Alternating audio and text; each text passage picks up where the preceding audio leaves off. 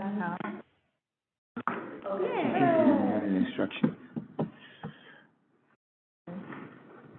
So, I can't connect here. I don't have access here. Let me see. Folks need to be in the chambers. Actually, you know what? I didn't get did anybody get, invitations for the meeting? For Zoom? Yeah. No, I didn't. Yeah, well, we didn't. I think we might have just got the one for the community, the everyone one. Yeah, that you just get if you subscribe to it. Right, yeah, but the one that we normally get. Yeah, so we used to get one specifically for the commissioners that had a different.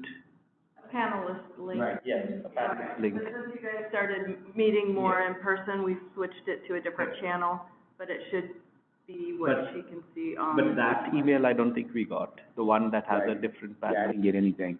Okay, well, it's on the website, and, we can, I think since this was more in person, we were just simply leaving it to posting on the website, because with the meeting, we don't do panelists.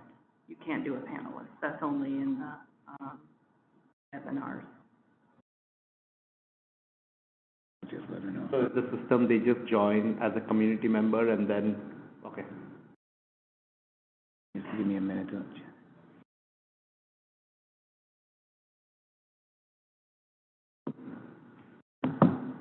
Okay. So we ready to call to order? Mm-hmm.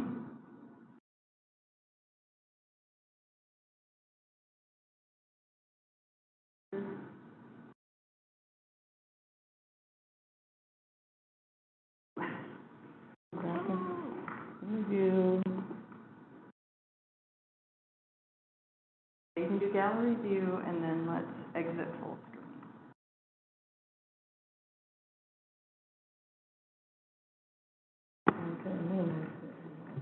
Neutral, happy on TV. I'm like pretty sure I often have a stink face, but what are you We gonna can't do? pull the agenda up unless we share the screen. Okay?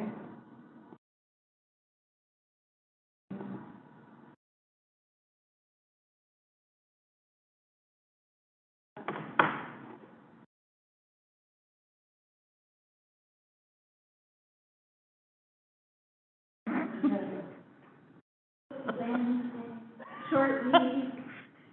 It feels super long sometimes. Short weeks are over. Ready? Okay. And that'll work in a shorter period of time. Yep.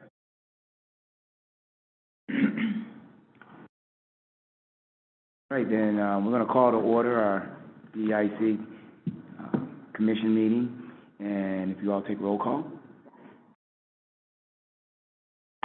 Roll call. Chair Page, Present? Vice Chair Mohanzo, Present? Commissioner Meyer, Commissioner Francisco, Commissioner Doyle, Commissioner Dean and Roberts are asked to be excused. I think that we will wait for Dean, because she's trying to get on, okay? But, Commissioner Richards will not be here, so if we can entertain a motion to excuse her from the meeting. Did. Okay, it's been, moved and seconded for to excuse, Commissioner Richards from the meeting. Okay, all right, done with roll call. Move on to the land acknowledgement. In Snohomish County, we acknowledge the original inhabitants of this area, the Snohomish people, and their successors, the Tulalip tribes. Since time immemorial, they have hunted, fished, gathered, and taken care of these lands. We respect their sovereignty, their right to self-determination, and honor their sacred spiritual connection with the land and water. We will strive to be honest about our past mistakes and bring about a future that includes their people's stories and voices from a more just and equitable society. We also acknowledge honor the legacy of the African diaspora and the Black lives, knowledge, skills, and labor stolen due to violence and the evolution of white supremacy culture. We acknowledge that much of this country's essential structures would not exist if it wasn't for the If it wasn't for the free enslaved labor of Black people and many people of African descent are still being met with violence and killed every day for simply existing.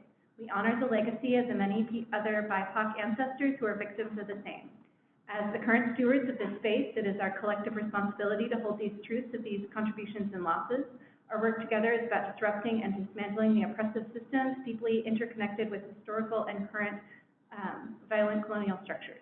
We acknowledge that these systems oppression impact our lives by creating a hierarchy around those, and we want to increase voice, experience, and perspective where it is centered and uplifted. We believe it's essential in our work we do to recognize the shoulders we're standing on and whose legacies we're working to fulfill. Thank you, Anita. Next on the agenda is the approval of our December meeting minutes.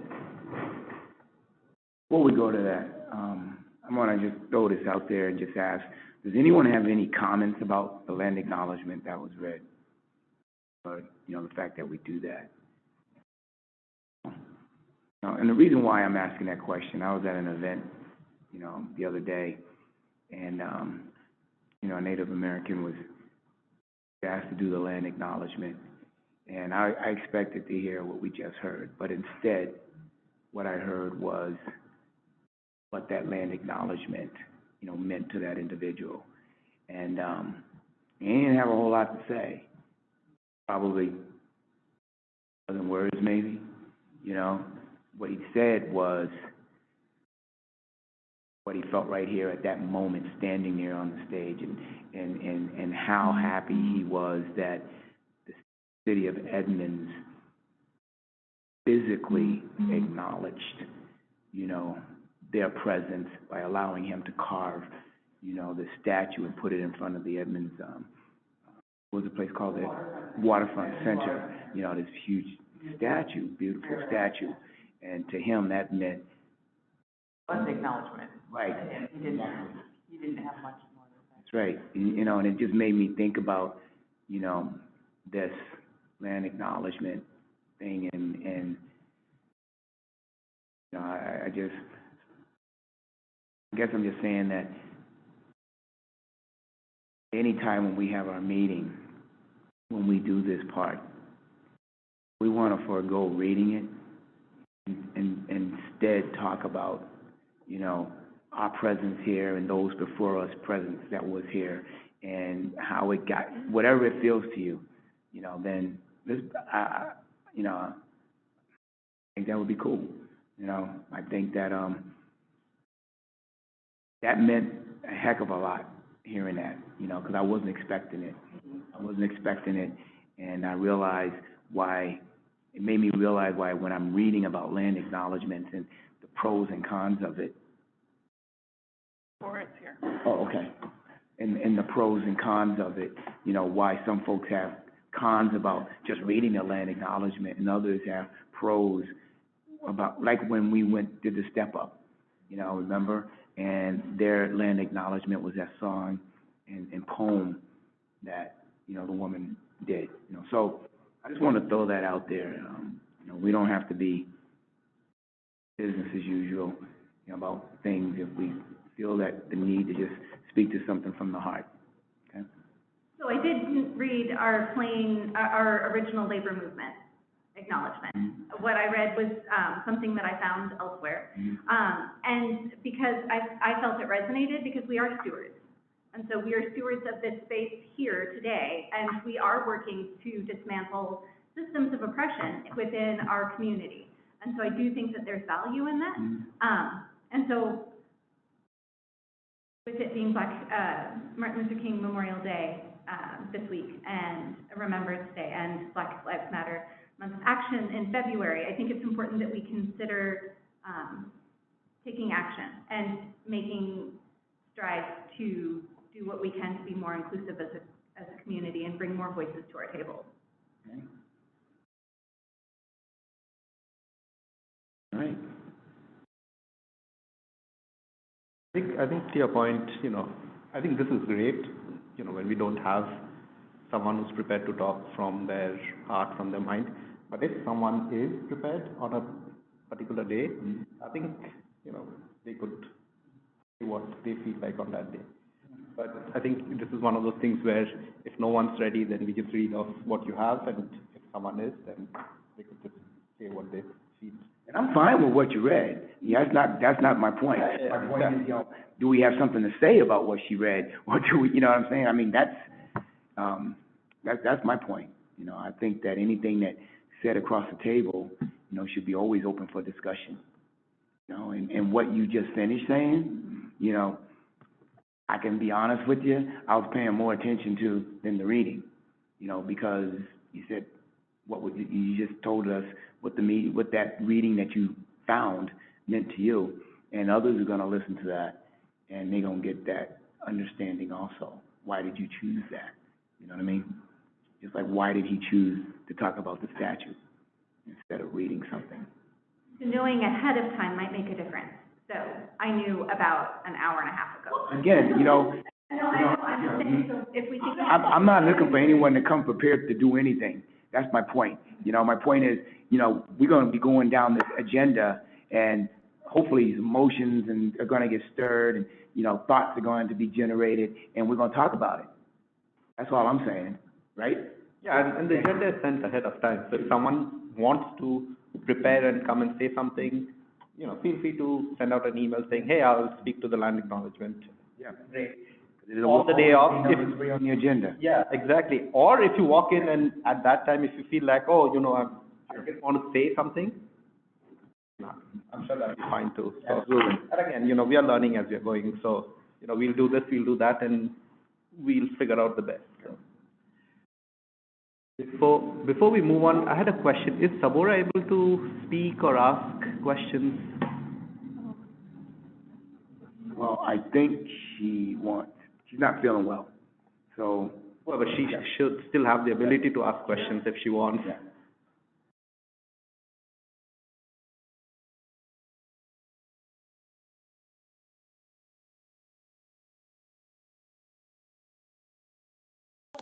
Isn't meant to be like a full-on flavor, but a note. Hi guys, I'm here. I can hear y'all. All right, okay. Cool. All right, moving on, the approval of last month's meeting minutes. Can we get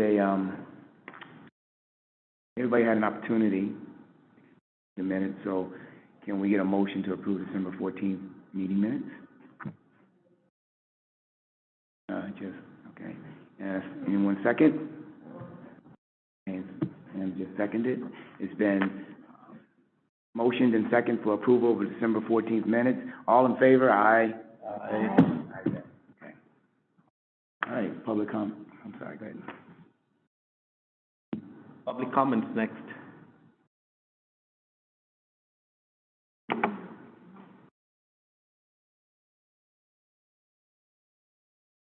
All just us, so there's It's all just us? no public comment. Yeah, one is our phone and one is the TV. Okay. All right.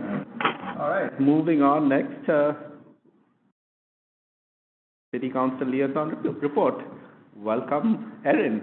Thank you. Excited to be here, excited to serve the council as the liaison to the DEIC this year. Excited to work with all of you. I think I have had the chance to get to know all of you.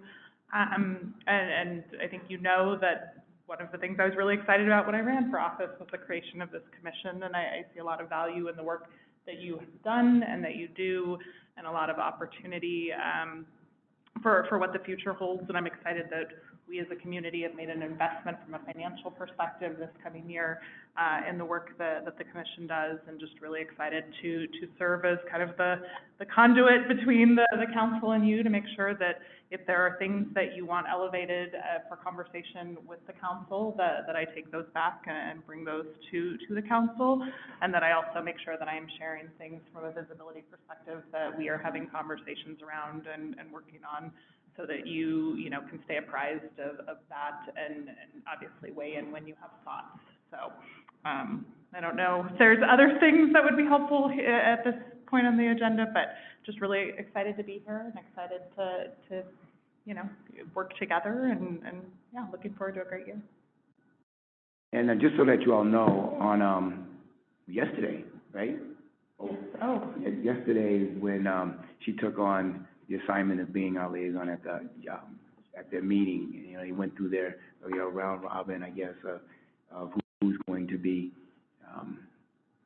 what, you know, for each of the commissions and whatever, and her hand went up, and so, you know, we're happy to have you, and, you know, we're in a new stage and a new, you know, another transition of this council, of this commission, and I'm glad to have you as part of it, you know, and, I think that much is expected of us this year, and, so we're going to work hard with you, you know, and, don't hold back. All right. I will try to respect that this is your meeting, so I guess I will say that if there are things that would be helpful for, like, me to comment, I will probably mostly observe, although I haven't served as a liaison to a commission before, so let me name that. But I'm really excited. I picked last as the most junior person on the council, so I haven't had that opportunity previously. But I would just ask that if there are times where it would be helpful for me to share more about kind of what we've been working on or weigh in on something, that you name that, so that I respect that this is ultimately your space and your meeting. So. Thank you. Moving to some unfinished businesses from the last meetings. I think first on that list is the proclamation for 2023. I think we talked about having proclamations or coming up with a list of proclamations that we want to do for 23. Out there, if people have a list, people have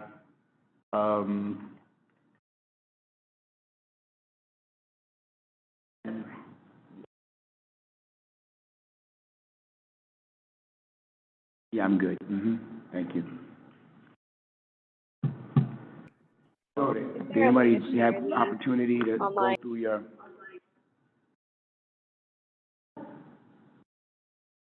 can you repeat that? Is there a way to email these or share them online so that I may also be able to see them?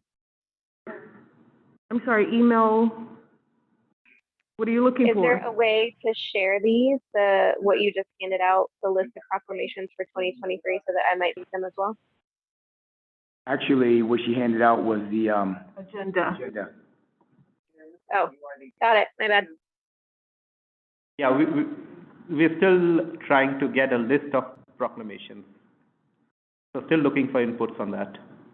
There was there was a calendar that was sent out a couple of months ago of anything and everything, as far as it was a 12-month calendar that was sent out, and so that's what I'm asking. Did anybody have opportunity to look at that calendar, or I mean, like, even on our webpage, the 22 City of Mountlake Terrace Diversity Calendar was posted. You know, there are, you know, the dates have changed, obviously, but the things that, you know, that were up on our calendar that was put there, I think, by Virginia and Ellen LeBoy. I have to put my glasses on. I can't read that either, sorry. I was like, What do you mean, you guys can't read that? Well, you know what, that could have been bigger and I still wouldn't have been able to read it without my glasses. But yeah, that's the calendar that went out, and you know, there's something almost for every day, so the idea was to be able to at least take a look at least maybe the first, you know, look through it and see if there's things that are important to you and or those in our community that you're aware of that we could make suggestions about. And so the question is, are we prepared to share any thoughts and ideas of events that we want to ask the council to consider proclamations for at this time? A very basic question. Very basic. Okay. I was just talking to my wife about this in the car. I am like a nuts and bolts person. I'm not an idea person. I mentioned it to you too. I'm not an idea person. I will go do that task to make something larger work. Right. You're never gonna get a great idea or logistics or anything else happening. But I would do the task to make the, what is a proclamation? Why? Like, what does it accomplish? Like, Okay. that's what I struggle with that. Is it, like, what's the goal? Is it highlighting, Muslim-owned businesses to increase how many customers they have? For example, like, what is, like, the ideal outcome of proclaiming? Anybody want to answer that? Because I can tell you what I've been told by various people. I'm not connecting the dots, because that's how I'm reading. You can go ahead, I'll just say it's not a basic question, it's a very good Okay. question, so thanks for Like, asking that. good. No. So I will say that the language, Diversity, Equity, and Inclusion Commission. Yeah, okay. So the language, Diversity, Equity, and Inclusion Commission, we're doing proclamations, and they get, we can get bogged down in proclamations and not actually taking action, where they lose their meaning if you make too many of them.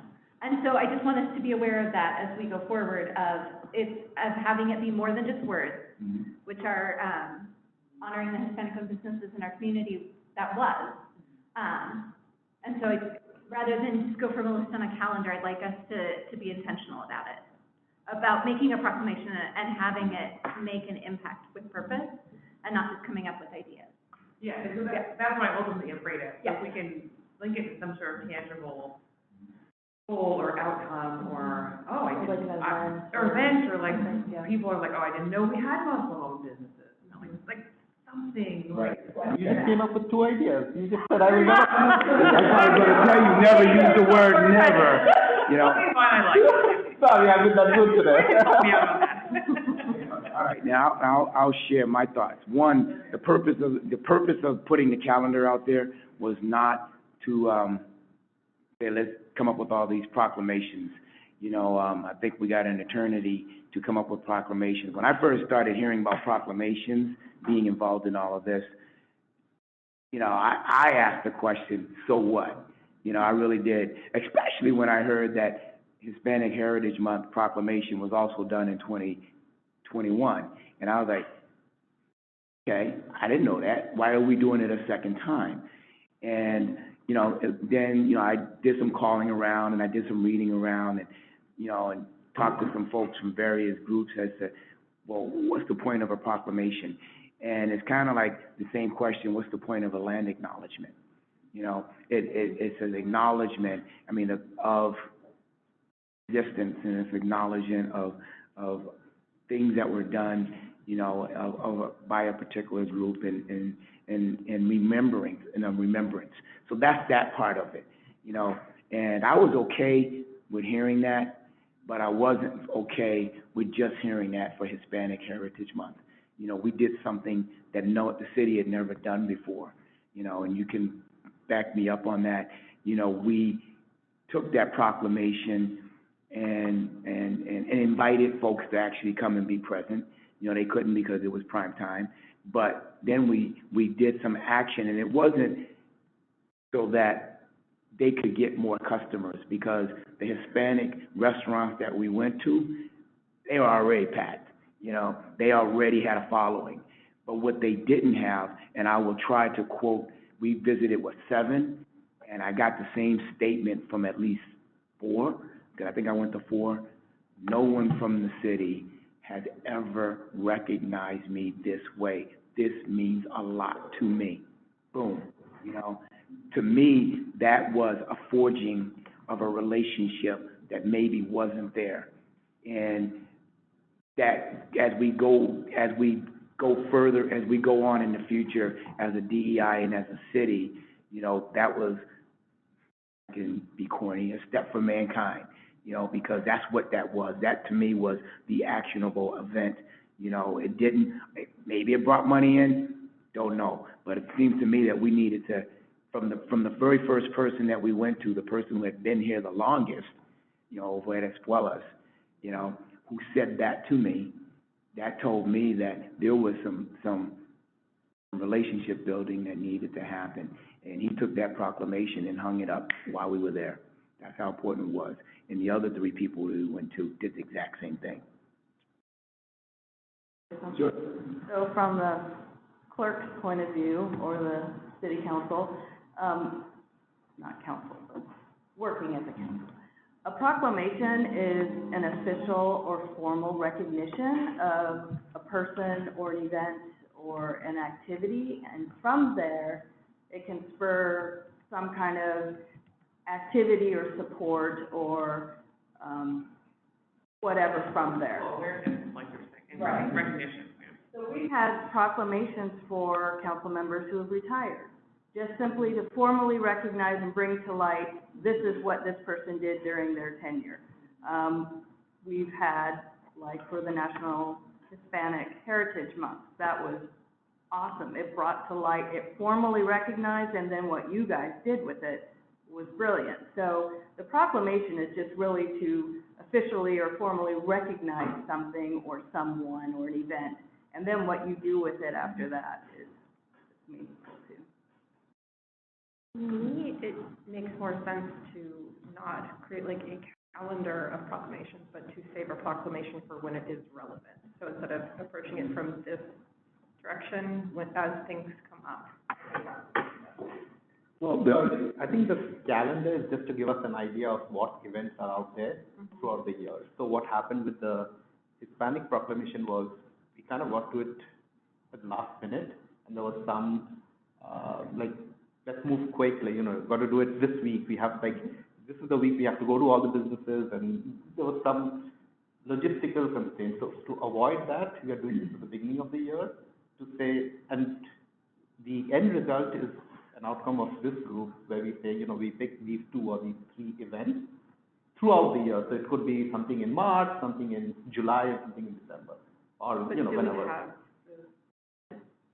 That's what we are trying to wait. This isn't my calendar. This is directly from the internet. Okay, I didn't create a calendar. I pulled something for us to look at to see if is there like 2 or 3 things, somewhere in the year that we want to recognize so that we can plan an event.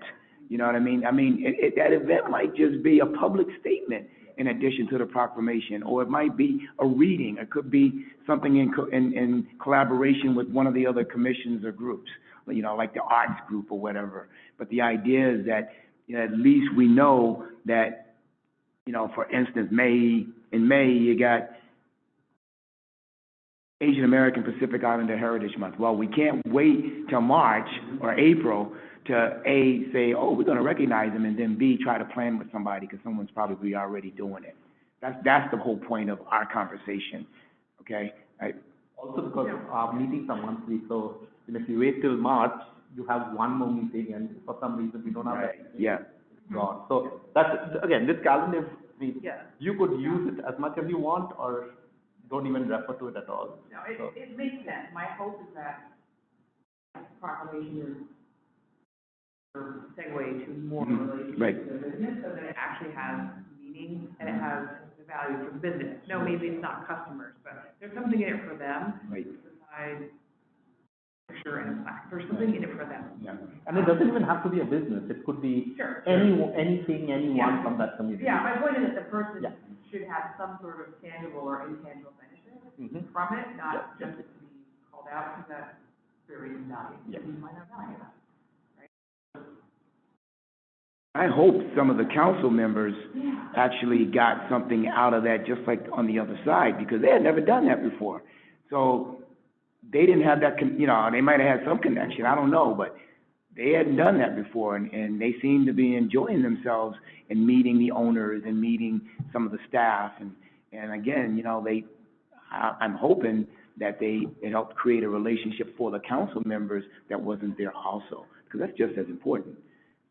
That's just as important. We want we want to help. If you look at our mission statement, we talk about, trying to forge, some togetherness and some, cooperation and recognizing, everybody in the community and having the city one with, and I know I'm ad-libbing, with the community. Well, if the council members aren't out there touching, certain groups of people, as the people say they're not, and if we can help them, we can facilitate that, then, we're doing kind of like what our mission statement says that we're supposed to be doing, right?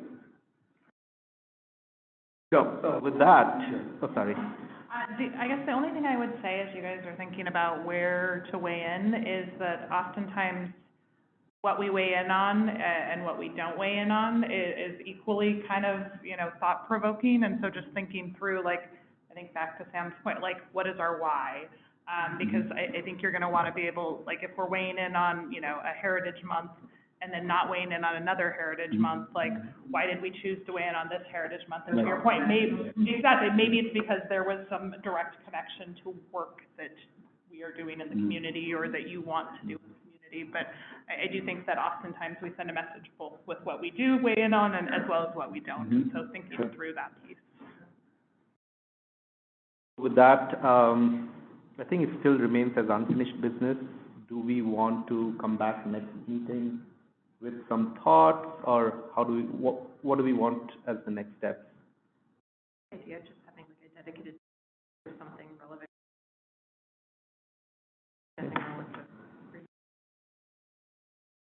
We have a big month coming up in February, and I know there are activities. I'm still trying to get a handle on, everything that's going on. I heard rumors that the council was actually even thinking about doing a proclamation, for the month. So, I think it behooves us to put our ears to the ground. I know the Edmond School District is going to be doing this for celebration of Black History Month, the read aloud program that they did. Right. So again, if we're looking for involvement or things that we can do, this is the day to talk about it, because we can't wait till next month to talk about it. That's kind of the point to what you're making. We can't just sit here and talk about, well, let's talk about, the month is February's here, and April and March is right around the corner. So if we're interested in anything that's coming up, we need to have that conversation now. We have to. We don't meet any other time. So last month I sent out that Edmond School District is hosting a Black Lives Matter Month of Action at the Mountlake Terrace Library on February 4th from 10 to 2. So if that means going to the council meeting that they have at the end of January and inviting them during the public comments, then I can do that. I can probably put that on my calendar. But so that is something that I sent out that Dr. Sally Guzman was hoping we would partner with, but then I haven't heard back from her either. Well, let me ask you a question. You sent out to where? I sent it to our commission. Because you and I were talking about, you asked me who is Sally. And so Dr. Sally Guzman is the, No, I asked you who was Derek. Yes, that's him. Yeah, that was who I asked. Right after I sent this in December. Okay. Yes. Okay. So, we were invited to participate, if we would like to just show up, and join them in they're hoping to have people, telling stories or reading books and have it be an open community forum. Okay. February 4th, Saturday, February 4th, from 10 to 2, Mountlake Terrace Library. Same time as Cookie Rally, and that afternoon is Girl Scout Pinewood Derby. I was actually planning on attending because Steve told me about it, but I didn't know this other stuff where they was inviting us to, and maybe I missed it in December when we had some pretty bad stuff happening at the house in December, so I probably missed it. My water pipes broke, Yeah. So we missed a whole bunch. Do you mind sending that? Yes, I will resend it to Bernadette to send again. Okay. Thank you. Yes. And then, April is. Well, can we stop for a minute? Let's stay with this, okay? Before we move on any further. What's what's the group thought here in terms of February 4th? Saturday. It's important to you guys, I'll support it, but I'm up to decide, I don't see the point of unless somebody that shows me that it means something to them, I'm like. I'm not talking about the part, I'm talking about February 4th. Okay. She's on the subject of, we're on the subject of February 4th. We've been invited, to attend and or participate. That's what I'm asking about. You know, is that, And you're saying, do we show up as DEIC? I think anytime we show up in the city, we're showing up as DEIC. I mean, you can't help it. I'm sorry, you can't, I said that before, you know? People see us, we're the DEIC. You don't get to be anything else, you know? You really don't. You know, when people see you, they, right? You know, every time we go somewhere, you know, this is we get introduced as the DEIC, you know? Name tag? Yeah. When I spoke to the Arts Commission, Mhm. and so it's in the car, actually, seriously. And even when we volunteer, you know, they're helping the kitchen, you know, they thank the DEIC person, you know, so, you know, that's what we are, you know. I think we can agree to go, and, you know, if someone doesn't want to, I think it should be fine. Yeah, So, well, help me out here then. What sort of things could, or they're looking for participation in, and how do we get that information ahead of time to be able to do that? I will send a note out to Dr. Guzman, because she hasn't written me back. To ask exactly what it is that we could do, and then, I'll pass that through Bernadette. But, at the last one that I heard about that the district did, it was people were reading books and having conversations. The one in Spanish, you could walk near a person who was, translating in English, but the whole event was in Spanish.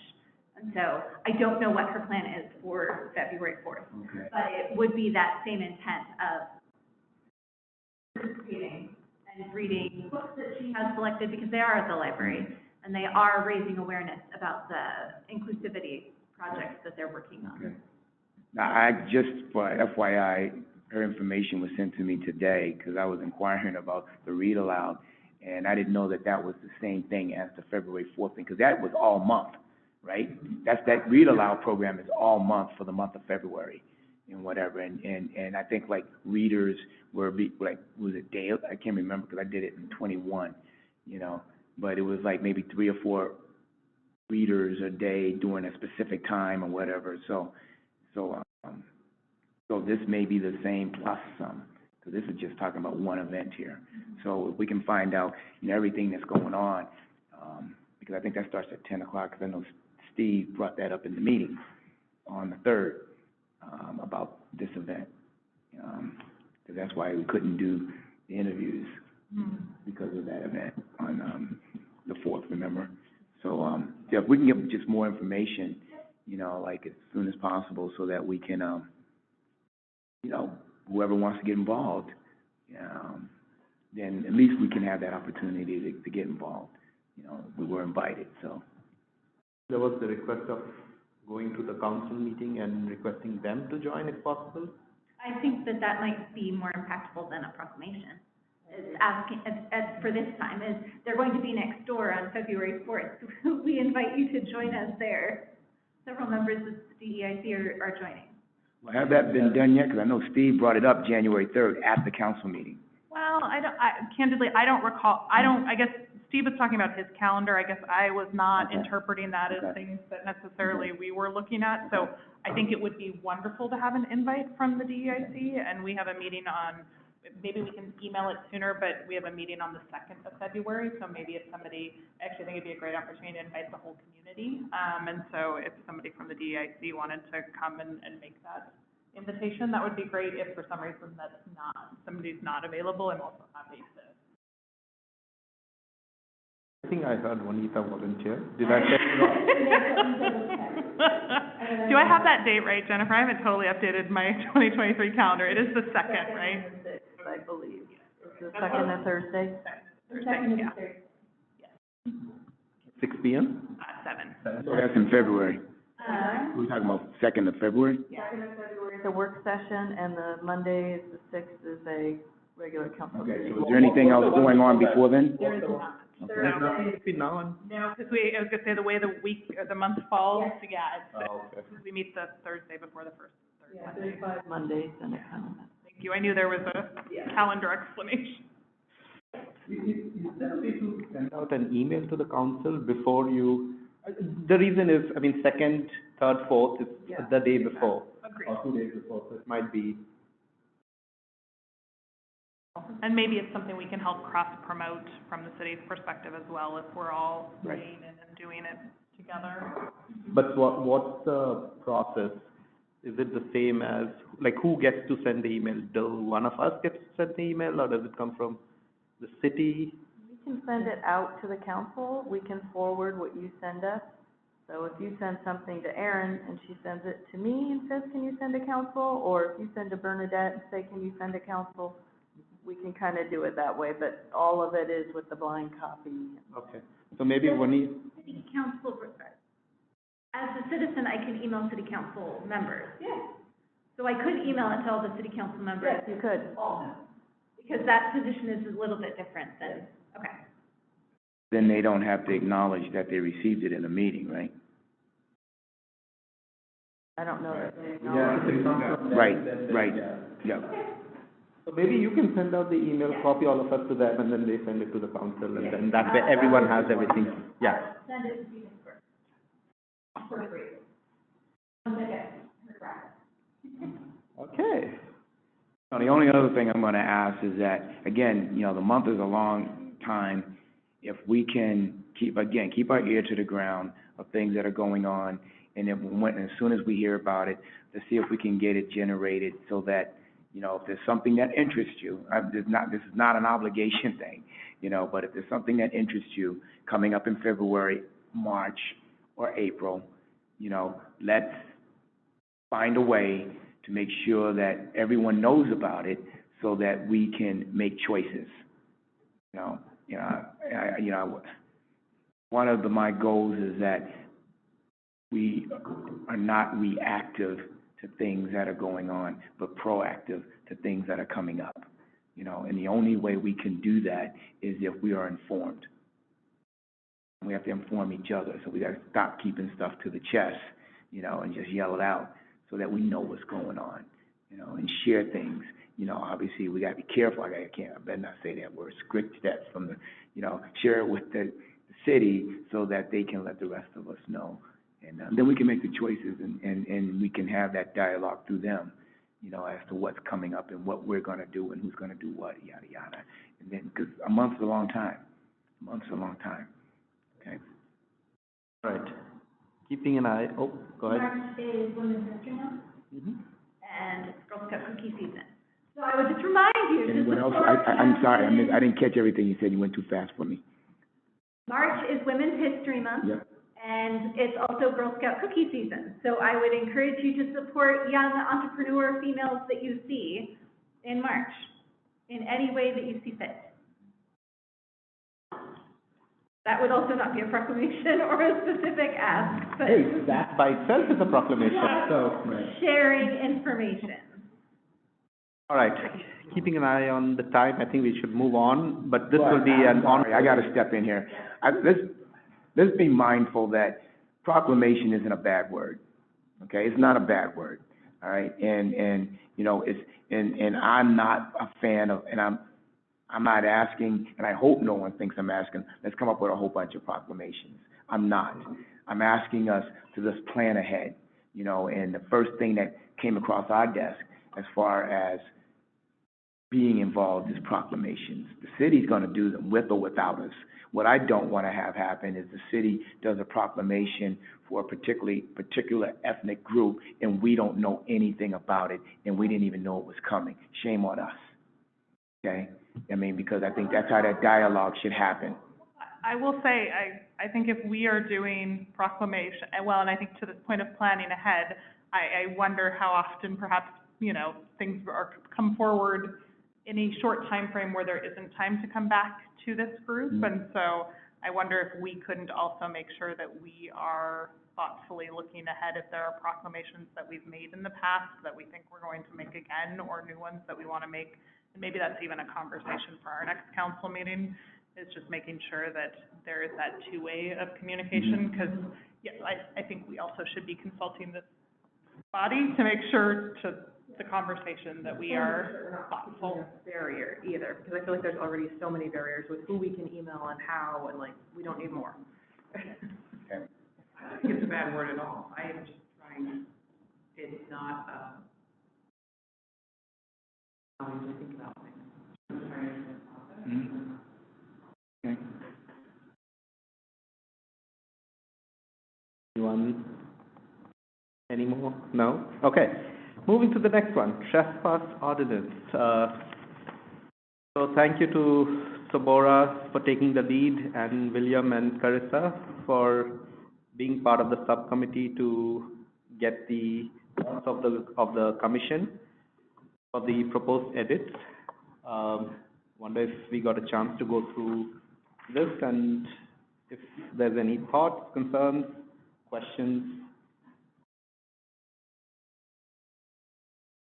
I just have one question. It says specific edit suggestions are noted through the document below. Is that referring to just this one page, or is it the rest No, of this it? is a 9-page document. Okay, Yeah. so we have just one page here. Yeah, because this is just, you know, everything else is what you already have, the hard copy. You know, it's just, this is a summation of the things that came up in those 9 pages, you know, in terms of edits or interest, if you will, for conversation.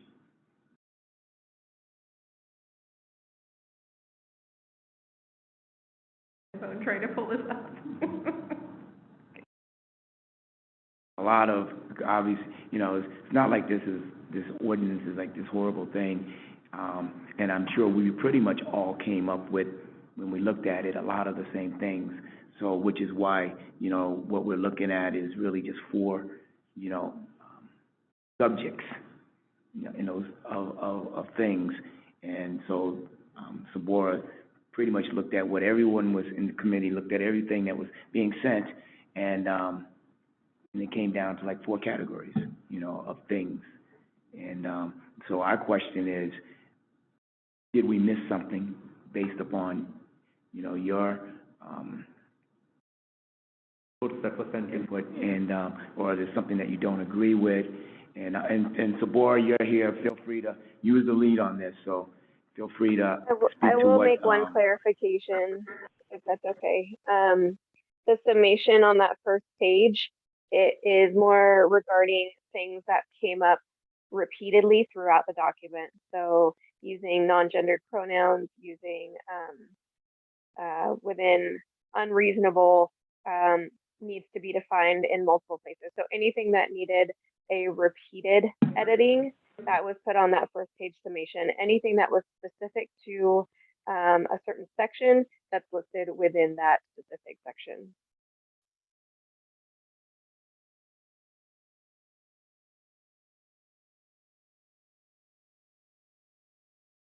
I appreciate the effort that you all put into this, and I liked the notations and changes, and the wording was much better than my rambling notes to you, so thank you.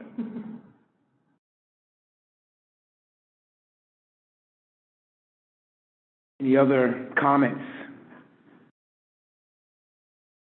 The version of this that we got just was filled with errors, like, out. Is that the official version? I don't think that was the official version. Okay, because I was really concerned if it was.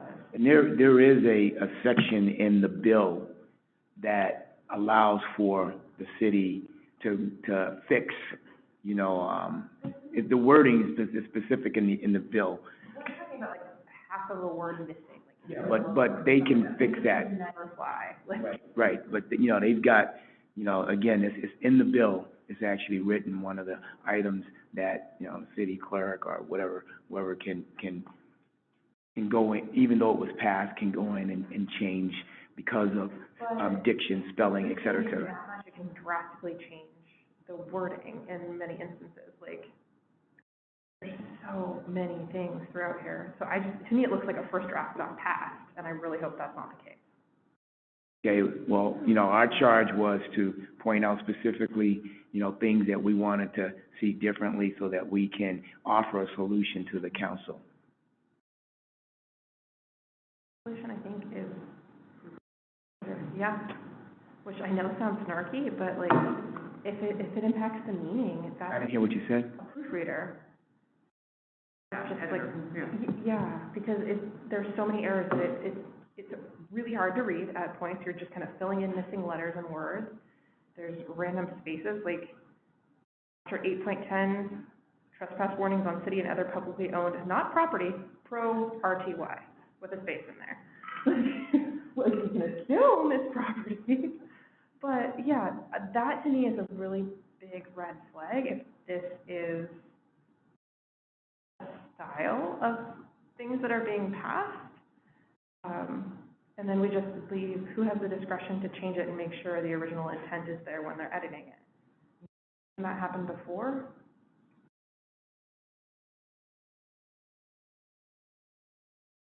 I'm silent because I'm trying to get a feel for what our responsibility is in this.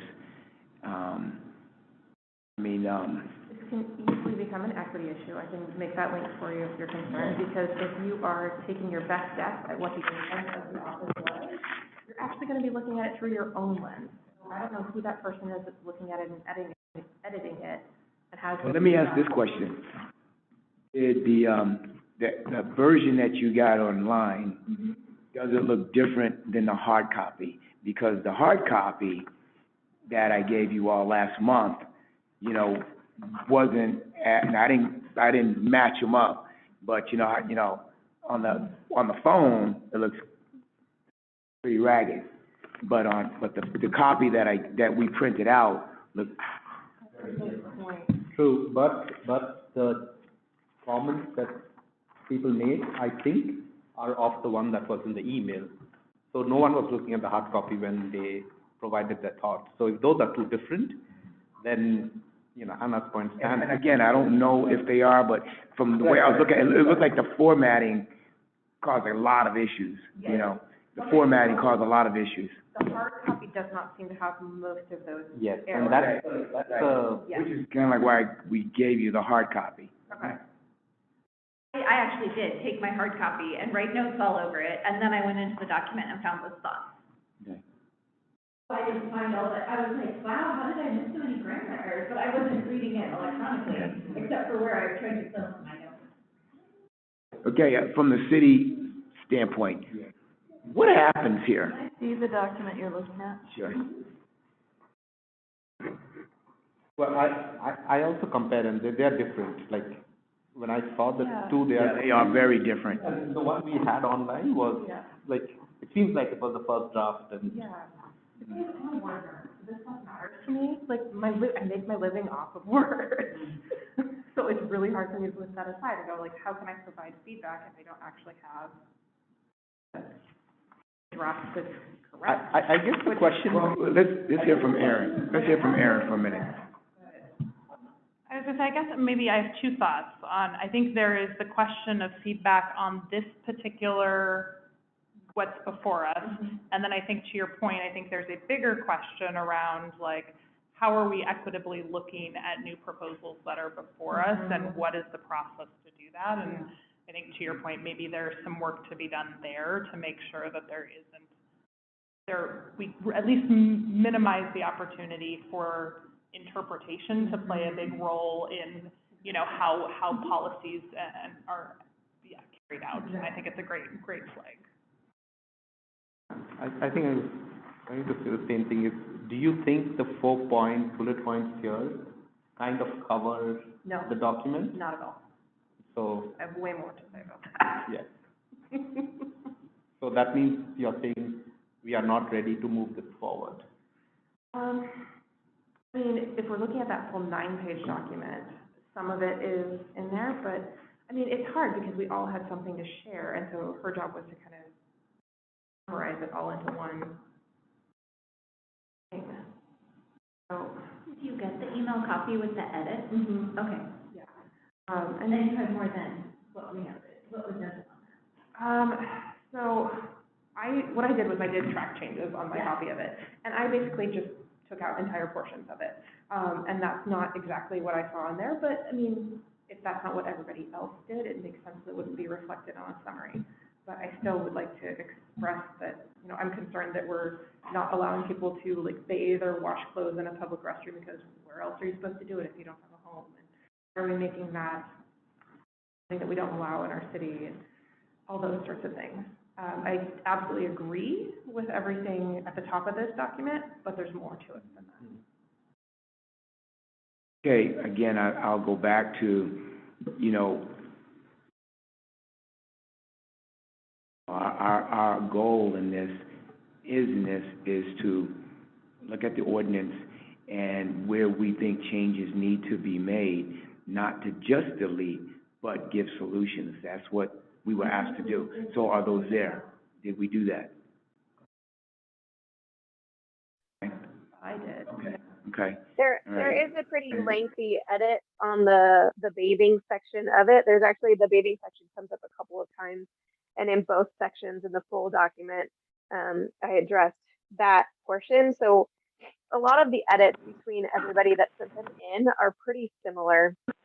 And so I really try to combine everybody's responses into just one, this specific section, here's what needs to be redone or rethought of or considered. I'm hoping I didn't do anybody a disservice, but I definitely did. Anywhere that there was edits between anybody should be addressed in the full document.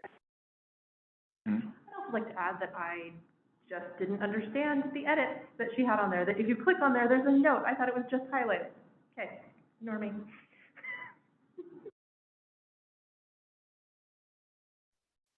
I would like to ask Erin specifically, or Jennifer, you know, there was a lot of effort that was put into these edits between each individual commissioner and then myself as well. What is the city planning on doing with these edits to show that they're concerned about, yes, they passed it, but there are a lot of areas of concern?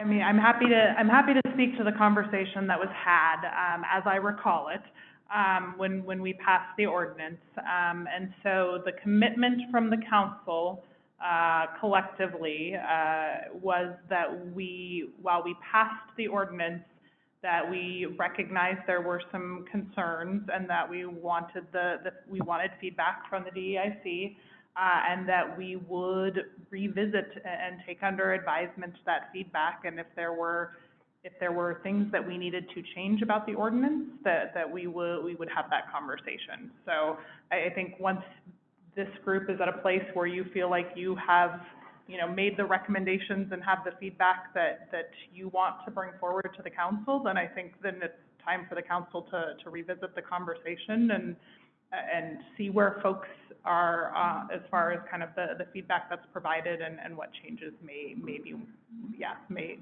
entertained. Does that answer your question? It does and it doesn't. I from my perspective, I feel like there was a lot of maybes and ifs in there. And I understand that, you know, you can't speak to everybody or a specific task process, I guess, on what will be done, if anything, with these edits. But I think one of the questions that myself and a couple other commissioners I spoke to had was, okay, so what happens next? Because the city council has already passed the ordinance. What motivation do they have to continue to put work into it?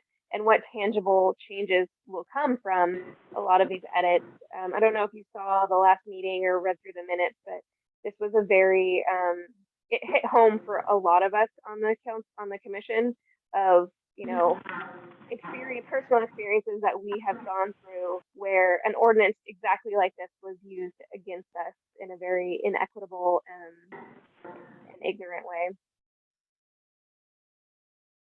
I did, and appreciate this group taking up the conversation, and I think the care and the intentionality that has gone into this process. And to your point, I am one of 7, so I can't make any commitments other than share the conversation that was had. You know, this was an ordinance that was going to pass either way, so the fact that it was an ordinance that was passed with the commitment to revisit some of these concerns, I think was a really positive outcome given the conversation that was had and where we were at.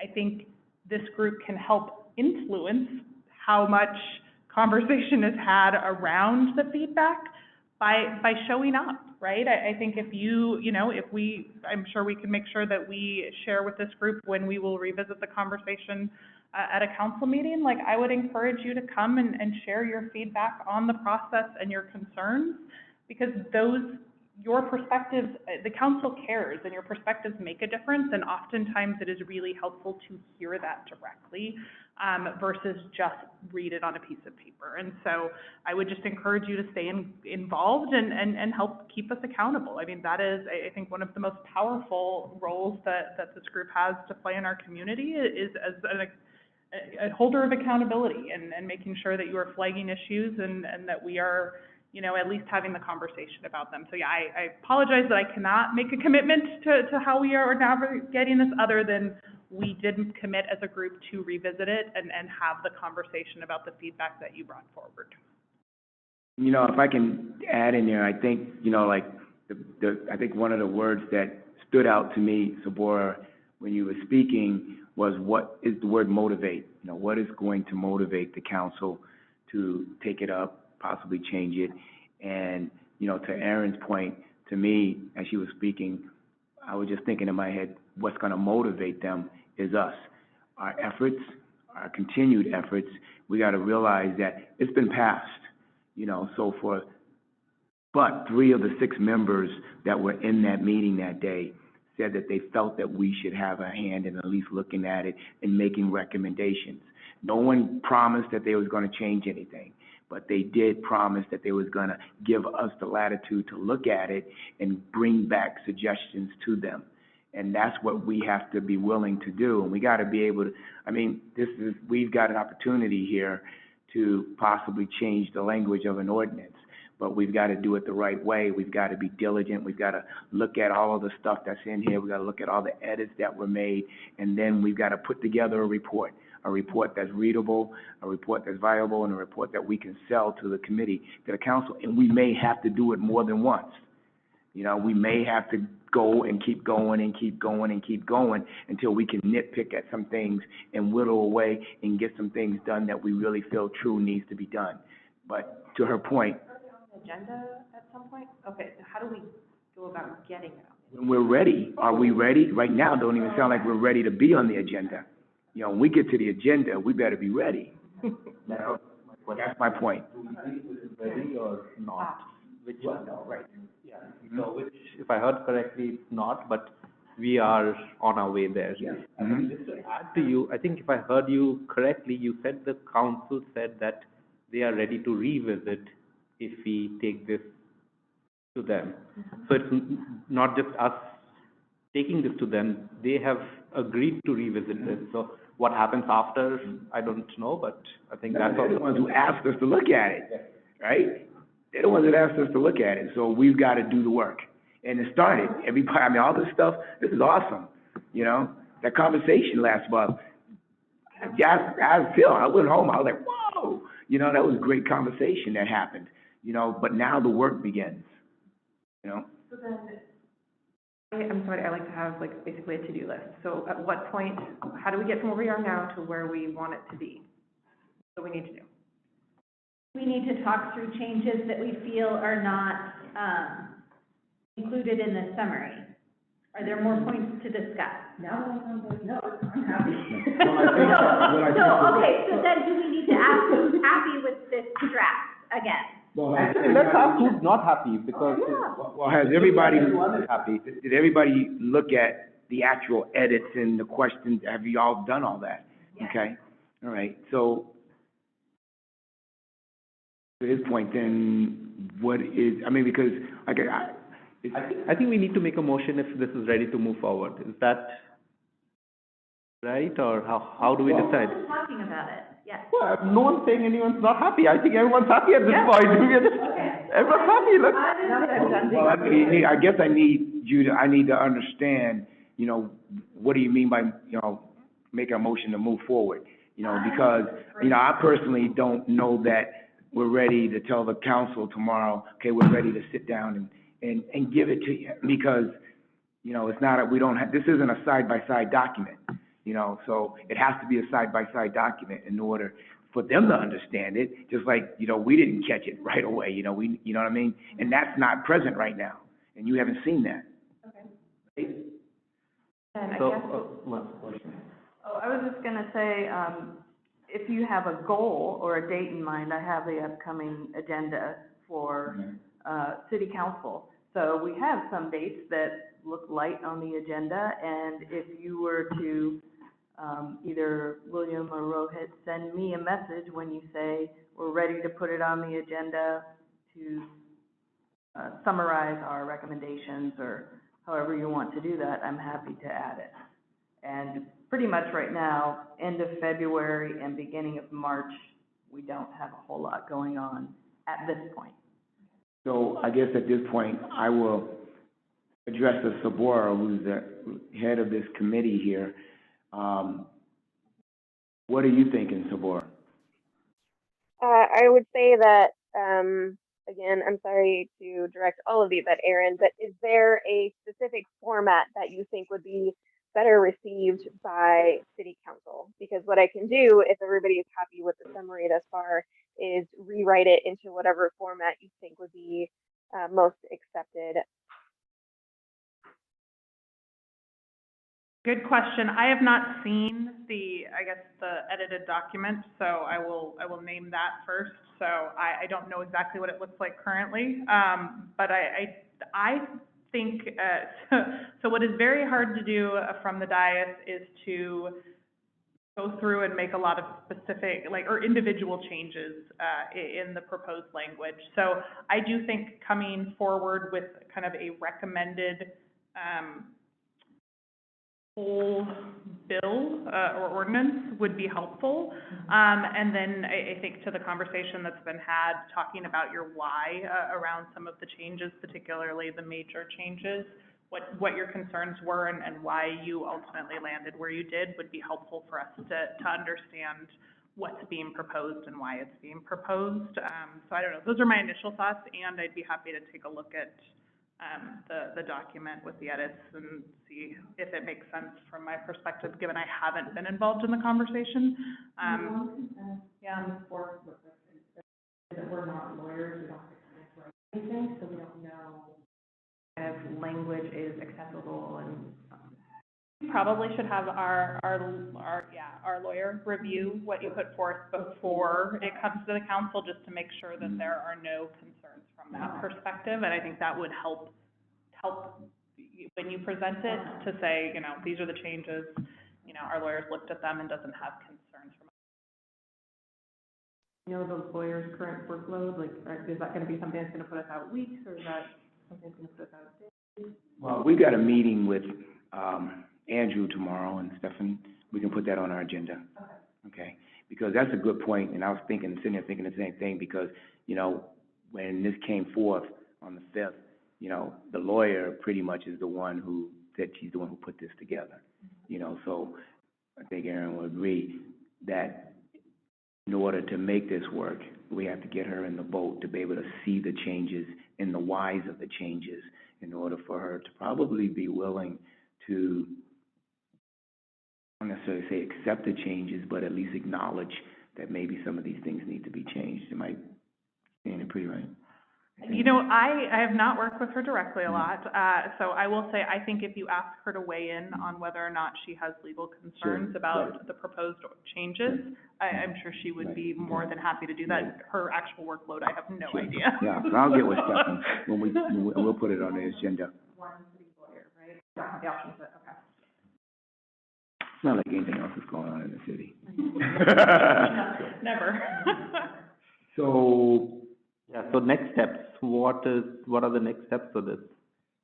well, I think the very next step is talking to Andrew and letting him know where we are with this, and getting recommendations from him as to how we proceed to put this document together and where we need the help from.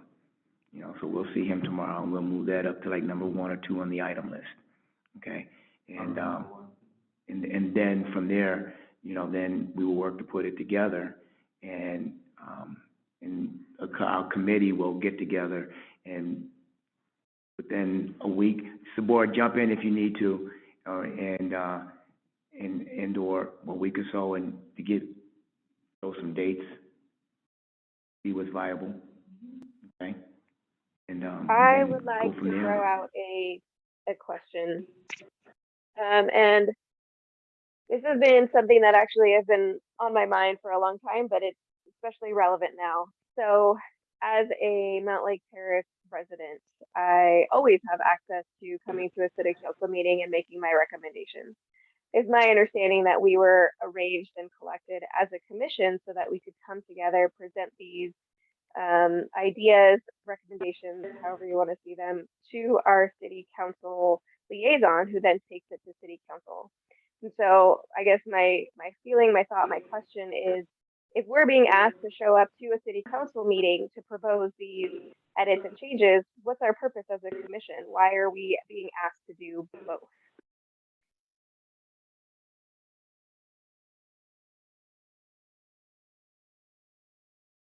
Is that a question for me, Sabora? And if so, I'm not sure that I fully understand the question. Not This is necessarily Erin, for you, sorry. but also, no, I thank you. I want to say, just to back up all the way to when I first started talking, I know that you are the council member that stood up for us and made it known that it was really important for us to see through this document and to have a say in it before it got passed. And so for that, I am very grateful. And so I'm sorry if I'm coming at you today. I promise it's nothing personal. I truly appreciate you. You're just the one in the room that I can kind of thread these conversations through. But I want to kind of get a pulse from everybody, but you also, this is something that's come up multiple times previously, is that, you know, if we feel really impassioned about something and we want to see it changed, then we should show up to a city council meeting, right, and talk about it. But how is that different for me as a citizen? Why are we tasked with being a part of this commission, right? We're being asked by the city to put together these recommendations, and then when we do them and we present them, we're then asked to come to the city council meeting. So I guess I'm failing to see what our weight is as a commission presenting these things in these meetings, if in the end of it, if we really want something to change, we have to come to the city council meeting anyway.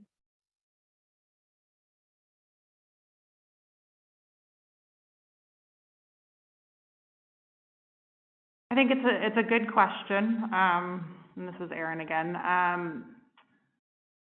You know, I don't think you have to, right? I don't know. I mean, we absolutely can take this back. I mean, again, the council did commit to revisiting this, and we can get it on the agenda and we can have that conversation. And we will do that whether or not any members of the DEIC are at that meeting. I do think that there is value, and I'm sure, you know, given that you all have been involved now in the city for a little bit, I think you see how often we get feedback and public perception. And with that, it carries a lot of weight, and it carries, I think, particular weight when we are talking about issues of diversity, equity, and inclusion, and members of the commission that we created to focus on those issues in our community have perspectives that they share. I mean, I will say that I think William coming and speaking about this ordinance is also a big part of the reason that we are having this conversation today. I think had that not happened, I'm not sure that the council would have committed to revisiting the language and sending it to the DEIC, you know, for additional review. And so I think it's impactful. I don't think you have to, and recognize that you all have lives and other commitments. And there are other ways to provide feedback, and that could be as a group together, you know, in written form. We obviously take individual, you know, public comment in written form.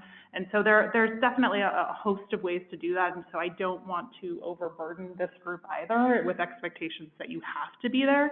I just think there are few things, as a council member, I think there are few things as impactful as having somebody there in front of you in particular, and or online, but particularly in front of you, share their perspectives on something that you are considering and voting on. So I don't know that fully addresses the question and concern, Sabora, but I don't know, those are my initial thoughts on your question. You know, I think that was a great question. And one of the things I had asked Erin while I got the gist of your question is, do citizens get put on the agenda, because I haven't seen citizens on the agenda to be able to voice their concerns. I know they do it in their public comments, but they only get 5 minutes. That's it. And the council is not allowed to respond to their comments during the meeting, you know. And so if you ever watch any of their meetings and people got comments, then the person is standing there waiting like, so what are you going to do? What are you going to do? What are you going to do? And they leave, a lot of them leave dissatisfied, unfortunately, whether it's right or wrong. I know that when I spoke that time, I knew I only had X amount of minutes. What I didn't expect to see a couple of days later was what I said in the newspaper. You know, because, and it was said that, it said DEIC Commissioner Page said, boom, you know, and I didn't introduce, I mean, they knew who I was, but I think that's that difference in impact. We can give Erin a statement for her to read, and it'll be in the records.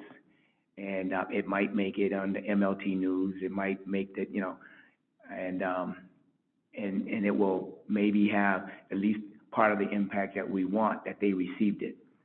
But and if we do it in the form of a comment, which every resident has the right, they're not going to respond to it, you know, and they don't have to take it up later, you know.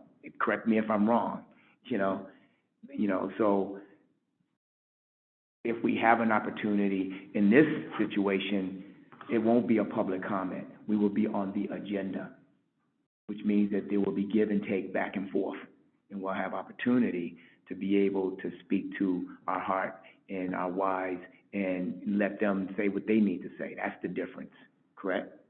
Yes, and the Planning Commission and some of the other commissions come and present, they have presentations, and if it's something regarding an ordinance or a code change or something, that is the way to sort of formally present it. So, no, it's not required. It could be simply submitted via email or paper or a comment that way as a recommendation.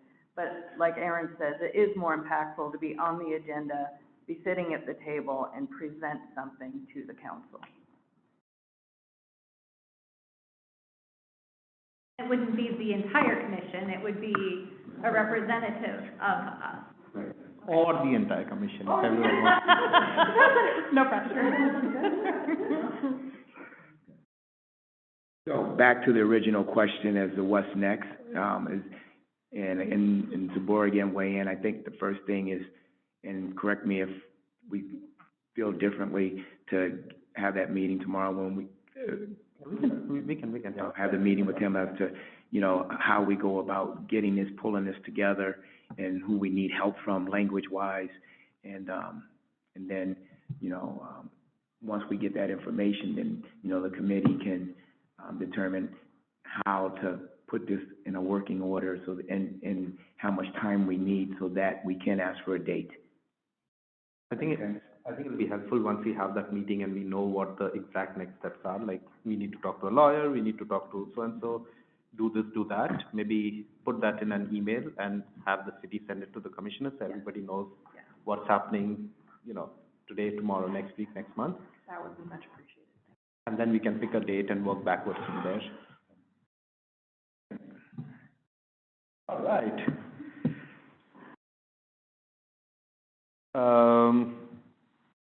Moving on to the project status updates. This is turning out to be our favorite topic, the logo. We've had a couple of discussions. William, I think you... Well, the logo has been voted on and approved, so... That's why I said it's our favorite topic. We bring it up every... Now, you know, this is the logo, right? And we will find ways to use it, you know? I'm confused because I thought the minutes said that it was unofficially voted on in the meeting. Do we have to do something like official? No, I got the minutes here. Sorry, I may have made that note if you guys just verbally agreed and there wasn't a motion. Oh, okay. Or I can go back and clarify that, but. It says, oh, yes, informally, okay. Motion accept, but wait a minute, no, but it says here, Hannah made a motion, accept the logo and business card design. Rohit seconded, motion carried 6-0. Dad, you already approved the minute. Yeah. Motion to review, Approve as amended. And I can go back and fix that. So there is a motion. I did write that there's a motion. Okay, then I'm not sure why. Okay. Not criticizing your notes, I'm I'll just. amend it. So now that we have that approved and signed and sealed, what's the next step for that? That's on the agenda to speak with Andrew, because the question has come up, why do you need business cards? Nobody else has business cards. And, which is fine, because no one had a budget until we helped move that policy to that everybody has a budget. So, so we'll have that conversation tomorrow. I know we're gonna have it with the mayor also. And, again, it's what's the motivation for them to change? Where's the motivation to change? And, we've got ideas that, we have, and we need to be willing to voice those ideas, articulate them well enough so that we can sell some. That's what we have to do. That's who we are by definition. We've got to be salespeople. I want to make sure that you guys don't just use the logo, that like when you're talking to Andrew or whoever about the logo, that it's not just about business cards. Like honestly, that's the lowest priority for me, because business cards are kind of starting to fade out of use more and more. But the idea was about safe space pledge. We can use this as part of it. And Well, yeah, that's the whole, yeah. I think so if you have a banner. The business card is, the issue with the business card is you don't need a business card. And I was looking up today, how do you make a digital? Because I went to this event the other day and I had like 5 people ask me for a business card. There's some kids at Mountlake Terrace High that approached me and said, do you have a business card? We want to contact you. So, we need them. You know what I mean? So, but but the logo is, like the banner that we walked around with, me and Samora and her daughter, that didn't say anything about DEI. That's what I'm talking about with the, the logo, space letter, our agenda, I've got a stack of business cards from when I started at my employer 4 years ago, and I think I've maybe given out 5.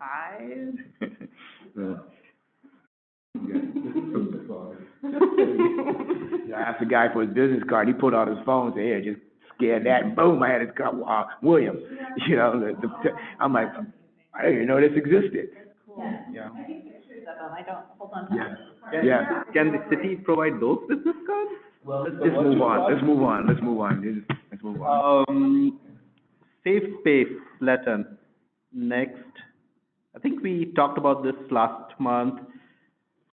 We have a version. I think people want to go back and revisit it. It's interesting. I keep getting people requesting it from me, but we did it like months ago and everybody had it. I'm so confused as to why nobody has it. Well, I will send it. I will send it to them like today and have them resend it to everybody again. Okay. And please look at it. And because I think that when Hannah put this together, it was near and dear to everybody's heart. And this was like one of those reasons why we need a business card, because if we're gonna go to businesses and ask them to do something, they're gonna look and say, "Who are you? Do I need to call you back?" So we'll get that back out, and we send it out, look at it, edit it, and please, I'm gonna ask plan to say, okay, this is what, and we'll get all those edits out to everybody, just like the board did with that, and I swear we already did that in a meeting like a year or more ago. well, no, we didn't. No, we didn't. So please have it again for me. No, we didn't. We stopped at that. We left it at, let's edit it, but there was no process that was suggested, so it didn't happen. Okay. So the goal is to come prepared to vote on it and move forward with it next month. Okay. Welcome signage. Rita, I think. So I met with, Jeff Betts, who is,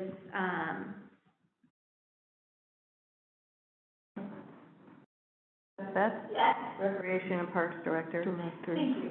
I knew I is the director. And so, I met with him last week, and we talked about the RPAC, the Parks and Rec Commission, and he was going to talk about it at that meeting. I had a conflict and could not attend. And then also the Arts Commission, and Jeff was on that call, and then I came here and talked to the Arts Commission, and they like our idea, they're supportive of it, they want to know who's going to pay for what, because they don't have budget, and then, they thought it was interesting to,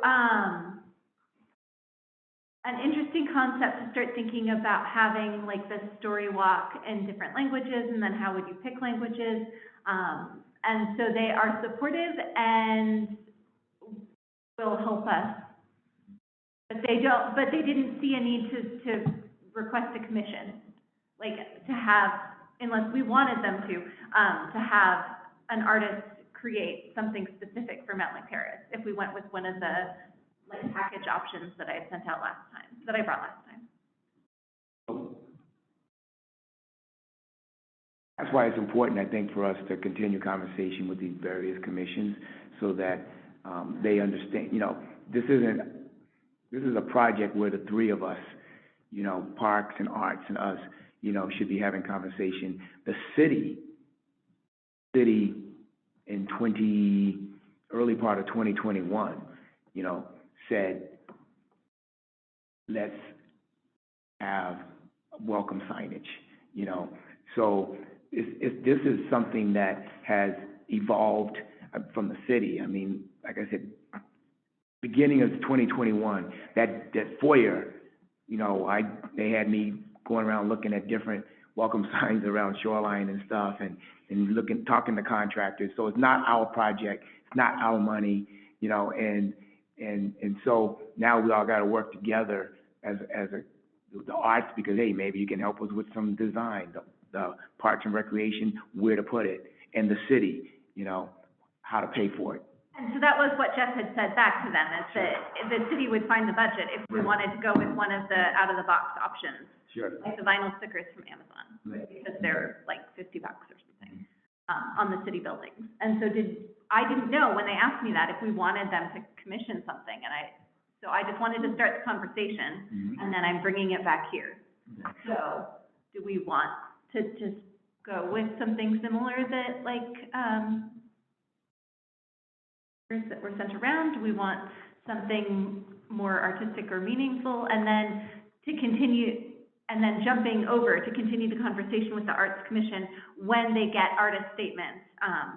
They were open to having it like a QR code, and then having it go to a website on the city that has translation to multiple languages. That was kind of a side project because we were talking to the Arts Commission.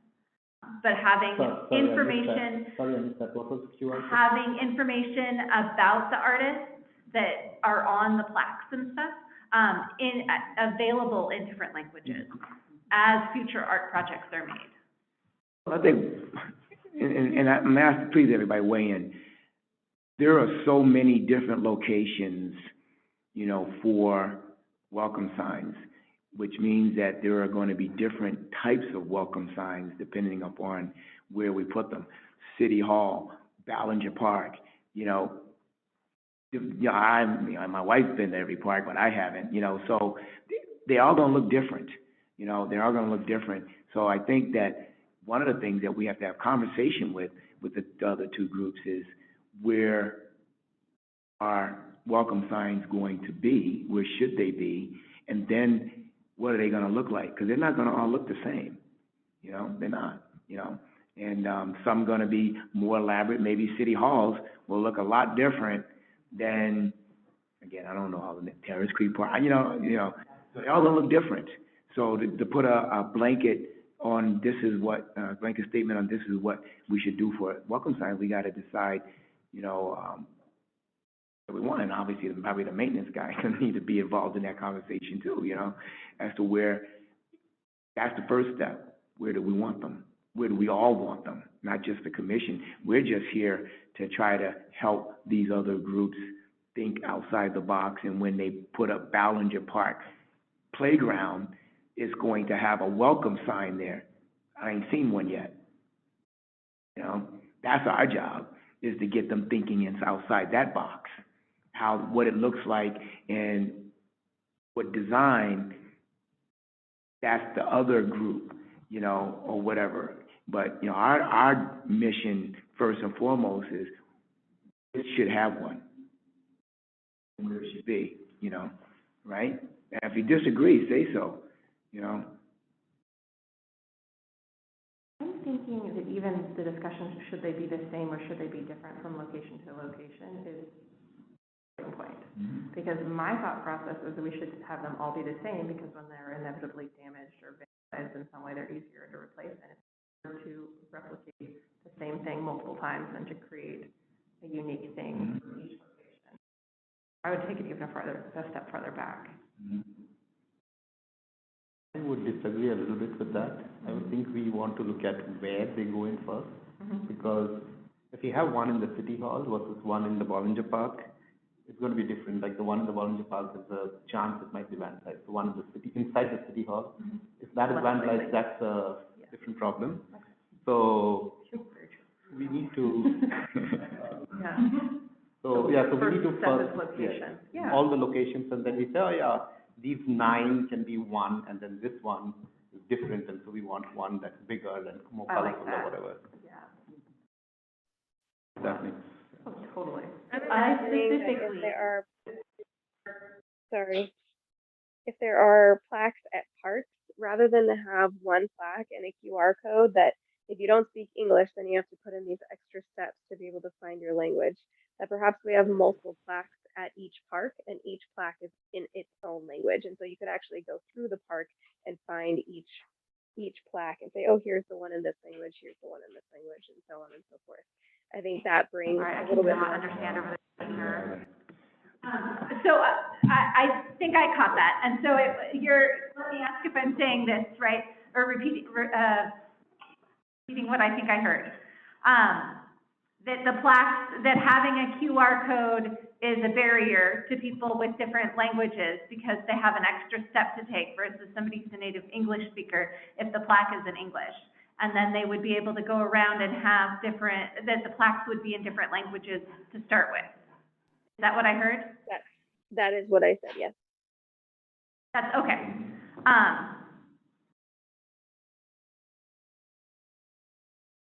So which languages would we pick?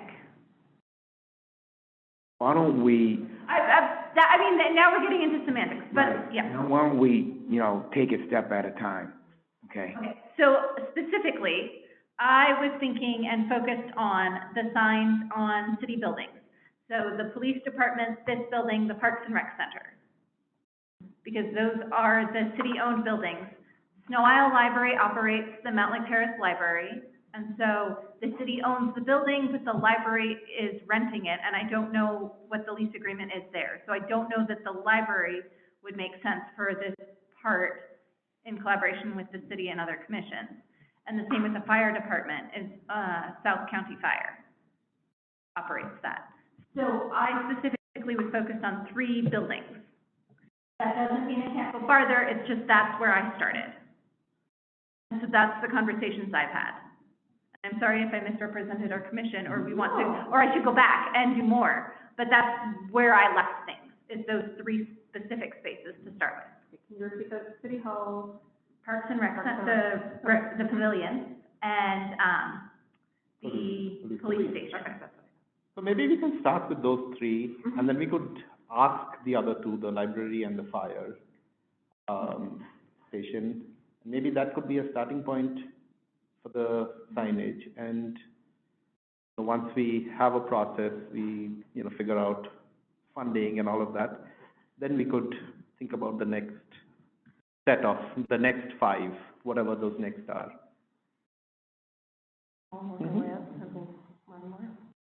Continuing the relationship and partnership with Arts Commission and Parks and Rec, especially as they begin working on the installations for Veterans Park.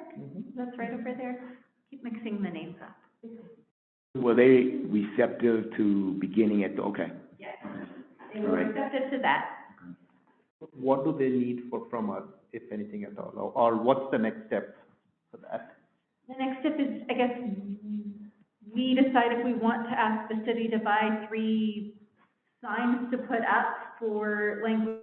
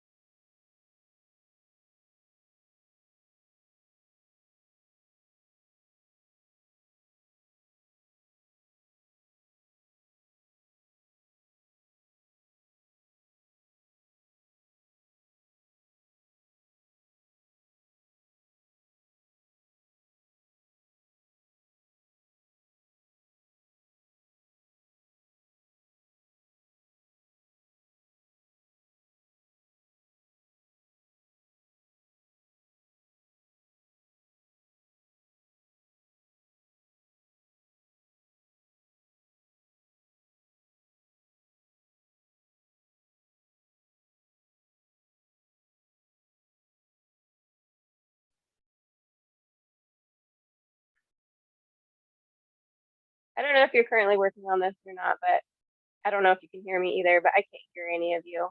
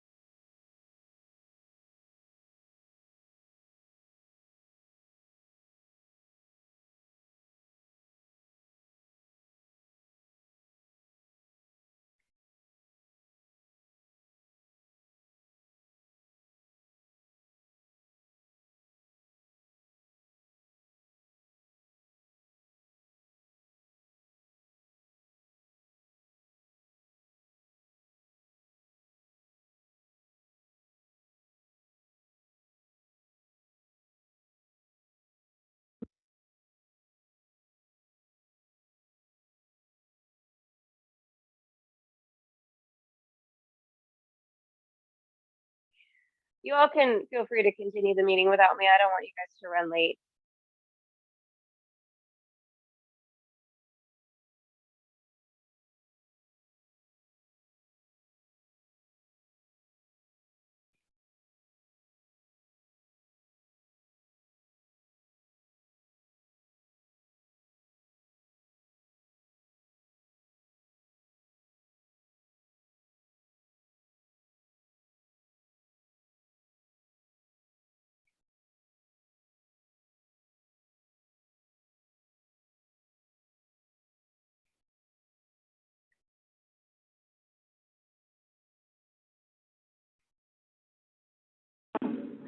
Hello! Oh, you're back. I got you. Yay! Thank you so much. All right, now we are William out of the room, so we got to wait.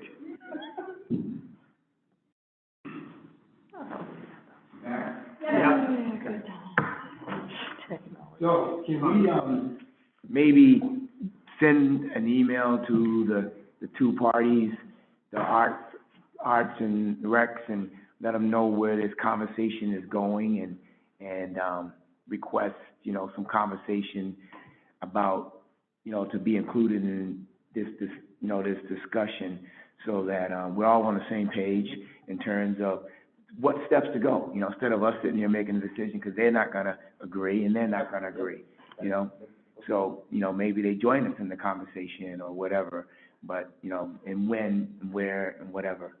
Am I hearing that we're asking to make a cross-commission, That's our job.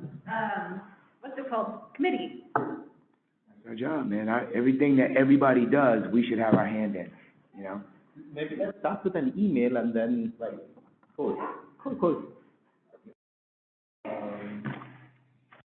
I will do that, yes, because I have the Google Doc with the picture. Yeah, that Google Doc, man, got me. All right, moving on to. They weren't doing that when I retired, That's like a new form. I was like, what?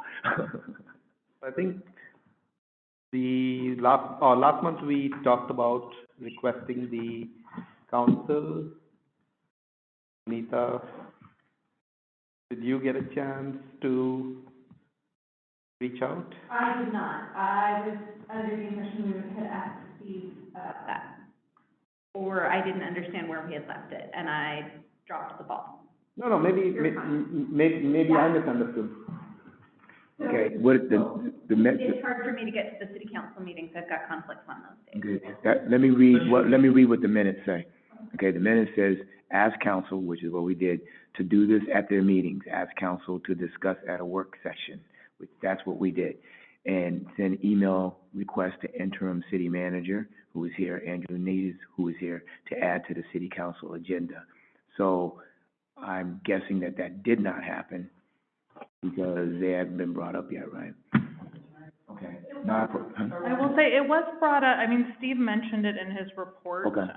And this is a conversation that the DEIC is having and expect to hear more. So we have not discussed it as a council. We just know that that's a conversation and expect that to come back to us at some point. So I think we are asking to see if the council will do the land acknowledgement during their council meetings. That's what we're talking about, right?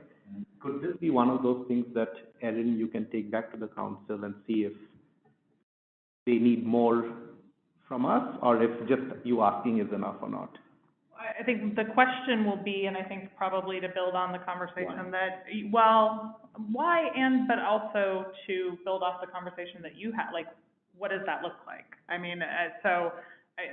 Are you sharing with us what you think that land acknowledgement should look like? And then we're taking that back and, having the conversation about including that in our agendas?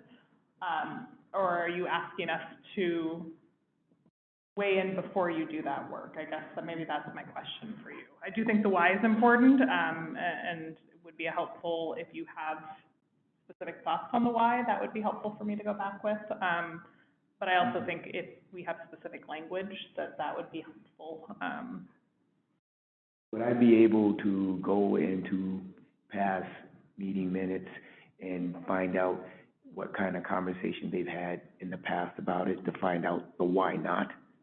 or have they had conversation? I will say there was not even familiarity across all council members what a land acknowledgement was, so I don't think that this is a conversation that we have had previously. Okay. It is not a conversation we've had during my time on the Okay, council. all right, okay.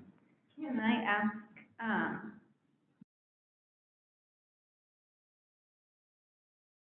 yes, I need to think through my thoughts, sorry.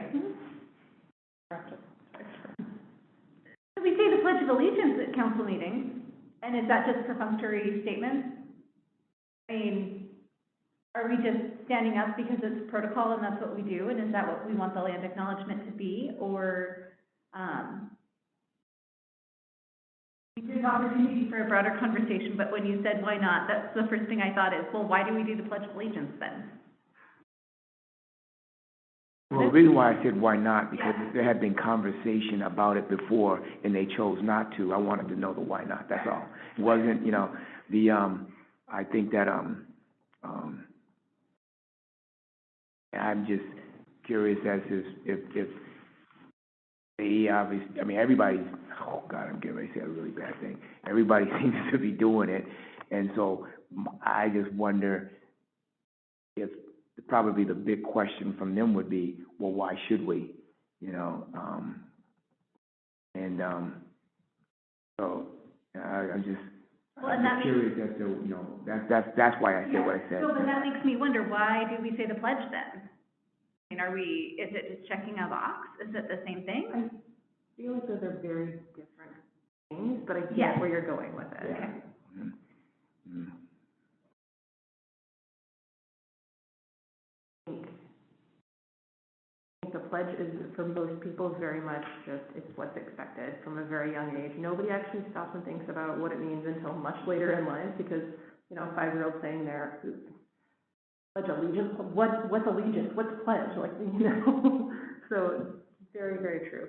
But depending on the words chosen for, the land acknowledgement, it could be very much an opportunity for people to listen and reflect, whereas they might not have before.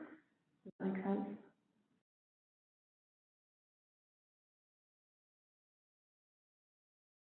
I mean, I know in the 60s, when we were taught the Pledge of Allegiance, we were taught it for the same reason why people are now trying to introduce land acknowledgements into meeting areas, because of a sense of belonging and responsibility and acknowledgement that this is personal to me.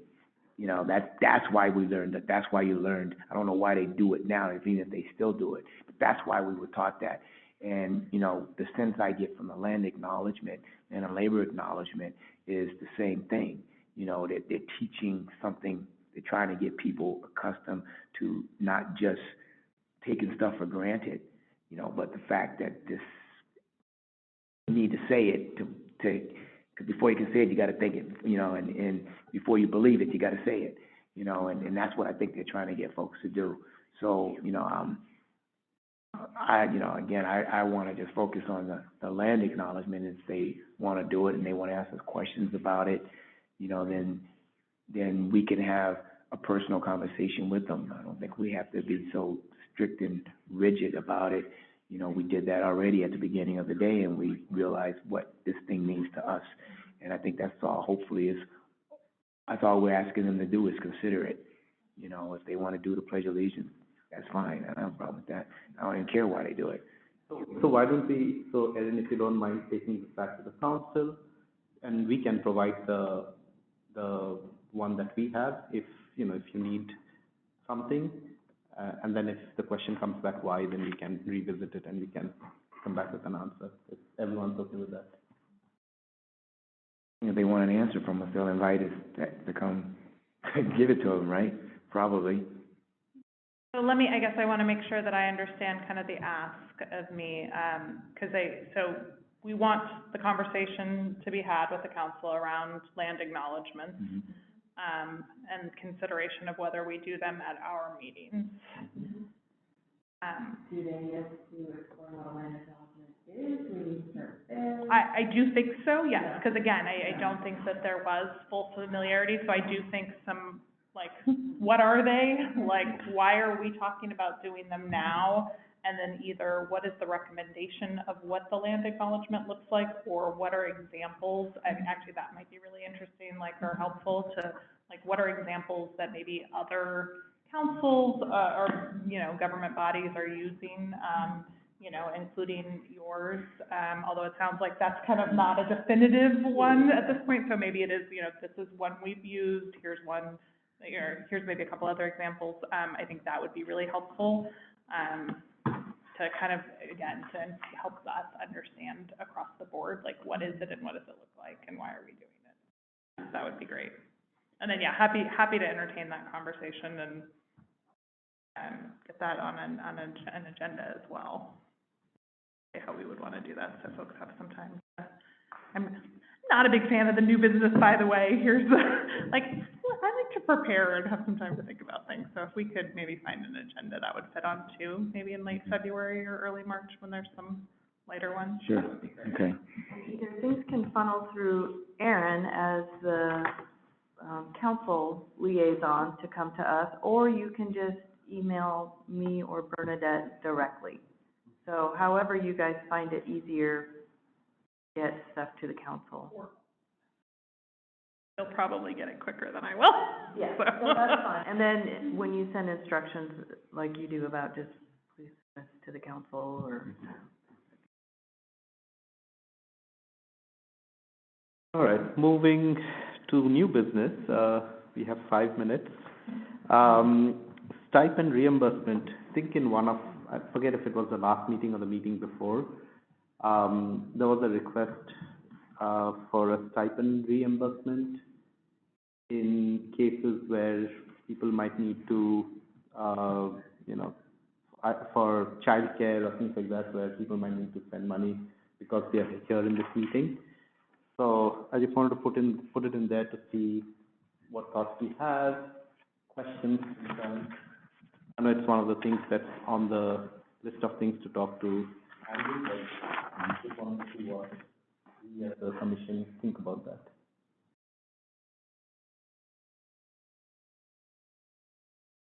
When, all that stuff. It would be interesting to see what other cities do for the commissions, because I think it's not just for this commission. I mean, this would be another thing where it brings value and opportunities to people who otherwise might not be able to participate.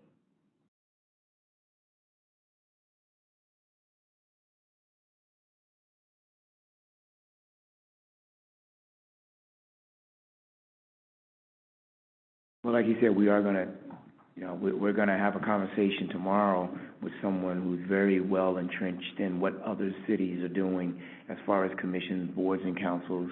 And the idea behind putting it on the agenda is what are the parameters, what are folks doing, and you know, and also, you know, like do, you know, money that's in your budget, is that something that is for, you know? So we're gonna have that conversation with him, and you know, and we'll bring back that information back to you in terms of what's what. You know, I guess that's the lowdown of it, and what are the parameters of a reimbursement? You know, what should the parameters be of a reimbursement if, you know, because if I recall correctly, I was looking at some paperwork the other day, and this commission was there was an ordinance that we actually have. This commission was formed through an ordinance, you know, and that ordinance has some specific information as to. And I didn't read. I just was looking at titles about that long, you know, and I realized I had printed it out at some point. But it's on the webpage or whatever. You can look it up, and it detailed how we were formed and what the parameters of what this group is. So well, we'll revisit that and again to try to get a feeling for parameters. Okay. Yes, more to come on that. Okay. We'll update you, you know, well, as we get information, we will forward it on so that when we come to the meeting in February, we're not just at this same stage again in terms of, you know, you already have some information, you know, and hopefully you've gotten back some information so that, you know, we can do something other than just bring it up again, all right? And we leave it on the agenda so people are thinking about it also. There. Yeah, that will be on February's agenda. All right, DEI suggestions. Can I call you out? I didn't have that. There we go, one.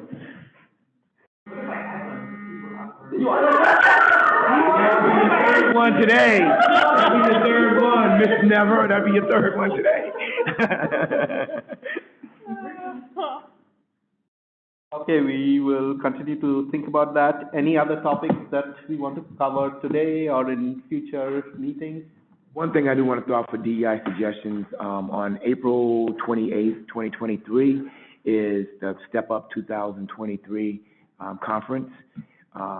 That is an opportunity for us, whoever thinks that it's an all-day online event, that if you are considering it, I did send the link to you all before the meeting to send out to everybody, so that if you are interested in being involved in that, just look at the link and they'll send you the information for that, you know. So I think that's a DEI suggestion that is worthwhile considering.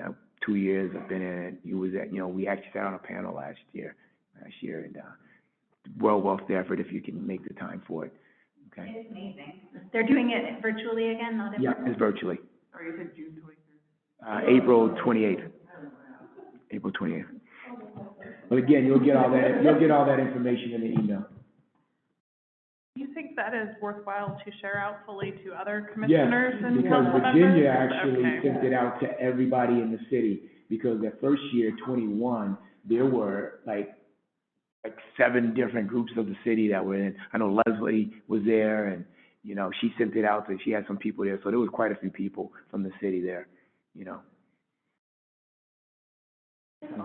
And it'd be great where the invitation comes from us this time, you know, saying, hey, be involved in this, yada, yada, yada, yada, yada, you know. I'm glad we're doing it early. Right. Very helpful. All right, last minute, subcommittee updates or DEI wins?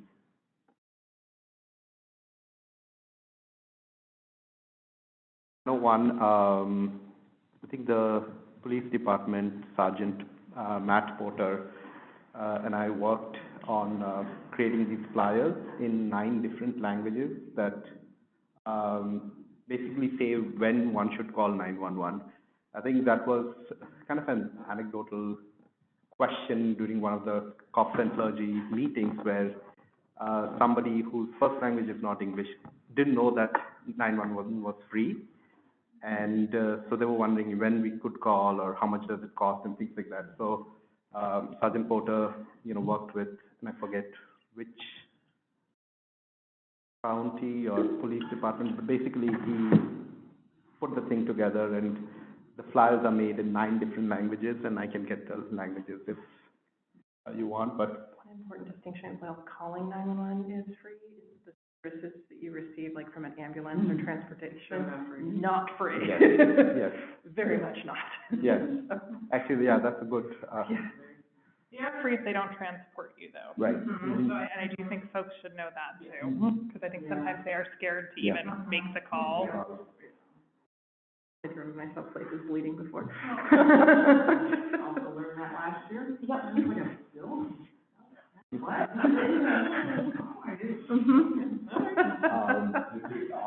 K4. Saw some though. I mean, I saw some of those. I think that they were passed around, they were emailed out. Thank you. Yeah, yeah. Jennifer, thank you for translating them back to English for us. That was actually our public records officer, Rebecca Guillen, and she speaks Spanish fluently. She's Hispanic. And so she stood over my shoulder and she told me and I typed it up. Yes. Look. Will you send those? It would be great to see. Oh, yeah, to you or to the council? Either way, I think we should all know that they exist, and maybe we can get that on socials as well if we haven't. Are you talking about the leaflets and the Yeah. like? Yeah. He's still working on those. Yeah, Yes. finalizing those, but the goal is once they're finalized, we'll have them in the city hall, we'll have them in businesses, pavilion center, sorry, I'm pointing at you, but, but yeah, any of the city buildings basically, so. Any other updates for DEI events? I know Lunar New Year is next week, so just a call out. Anything else? So it sounds like it, holy mackerel. Maybe we should do a little.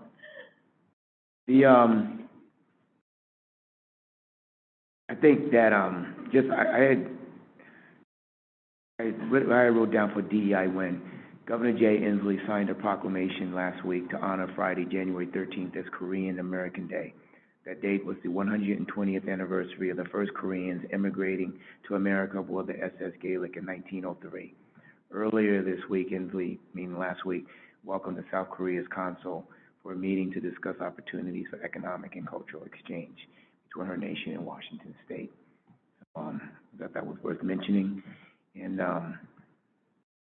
before we go around the room for Commissioners' Corners, give opportunity to talk about some things that maybe you've done since the last meeting. Yeah. I had to be an extrovert the other day. That was challenging. I was the co-host, MC of Lift Your Voice morning, like, family program for MLK Day. It was surprising fun.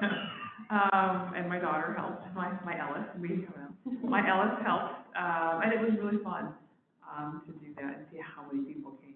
And as a side note, and this waterfront center is stupendously beautiful. If you haven't been there, just go. It's a beautiful building. It's a gorgeous space. But it was a great event. I'm very sure that Donnie Griffin, who's the head of Lift Your Voice Legacy, will knock on my door for Juneteenth because Steve introduced me to Donnie, and Donnie keeps coming back. I was like, works. He was on the planning committee, and then he's like, "Will you MC it?" I said yes, I didn't know how it happened. I said yes, and I was like, "Oh my gosh, what did I? Oh no!" Donnie's he's very good. So I'm sure we'll be back for Juneteenth. Wonderful. Thank you. How about Hannah? Okay. Yeah, I know you. Rohit? Okay. Benita? My Girl Scouts spoke at the Edmonds School Board meeting recently, and standing up for their peers and for things that they think the district should be focused on. And that was fantastic to be able to mentor them and help them practice. And then the meetings that we've already talked about to keep moving the DEI work forward. Okay. Deborah? I had to change my microphone. Can you hear me? Yes, ma'am. Okay, I was recently involved in an emergency situation at the Mountlake Terrace High School, in which somebody collapsed, and we had to do some work and get into action. And the silver lining there is that there have been a lot of people coming to me within the community and the school to learn how to do CPR and recognize that those skills were really important. Hey, well, thank you for what you did. Awesome. I heard it, and I wondered if it was you. Wow, that's great. And I guess in summation, myself, this past Saturday, I spent the day with the Access Think Tank group and the Alternative to Violence Project group, where we participated in a workshop designed to help with awareness of differences and sameness. The purpose of the think tank group is to address the ever-climbing surge of gun violence amongst youth in Snohomish County. And with that, it was a very highly charged group. You know, I was kind of surprised to be in the room with, I think, 2 or 3 different mayors. You had a presiding judge, chief of police, couple of CEOs, and, some former gangbangers, you know, and that now are CEOs of, you know, organizations that are helping youth, and, other folks that were there, and this is a group that has a lot of, getting a lot of legislative support, you know, to start, because it's just beginning, and, they're looking for, resources. And I don't mean financial resources, they're looking for resources in terms of people from all walks of the community that could be, ears to the ground, to be able to give, advice, to be able to give support, when,